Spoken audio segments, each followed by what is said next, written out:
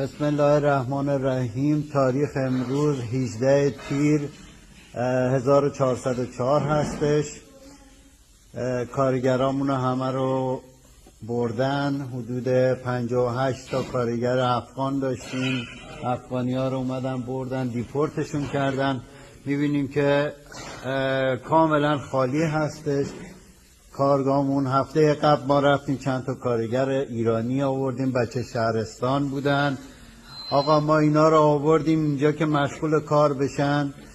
بعد شب که موقعی که میخواستیم بریم در قفل میکردیم، اما شرکتی که بغل کارگاه ما هست کارگراشون به ما گفتن که شما نیستید. آخر شب از اینجا این آلومینیوم ها رو میبینید پلنت، اینا رو از دیوار میندازنشون اونور و از اونورم کارگرای یه شرکت دیگه یا دوستاشون هستن نمیدونم میان و اینا این آلومینیوم ها رو میبرن، با موتور هم میان میبرنشون.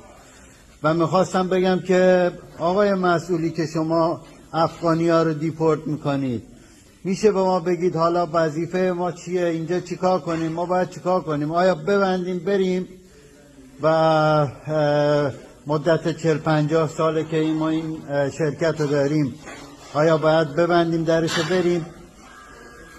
ما نمیدونیم الان چیکار کنیم. دقیقا من حدود 15 روزی که همینطوری موندم اینجا بلا تکلیف، هیچ کارگری هم نیست. اون کارگران که دزد از آب در اومدن، افغانی میاریم دیپورت میکنیم، افغانی میاریم ردمرز میکنیم، ایرانی میاریم، بچه شهرستانی میاریم، وسایلای شرکت رو میدزدن، کارگاهمون رو خالی میکنن نصف شب. ما بالاخره باید چه گویی بخوریم بالاخره؟ آخه کلی بدهی آوردیم، کلی اینجا الان کلی چک دارم، من به خدا کلی چک دارم. نمیخوام گریه کنم، مرد نباید گریه کنم، اما خدا وکیلی دارم گریه میکنم. کلی الان بدهی آوردم، نمیدونم چیکار کنم.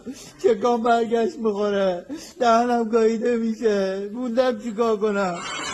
آره فقط یه دونه اونجا داره کار میکنه، اون یه دونه هم خیلی بچه خوبیه، هم کونش تنگه هم دستش کج نیست، بچه ردیفیه، اما خدا وکیلی موندم چیکار کنم. خیلی وضعیتم خرابه خدا وکیلی.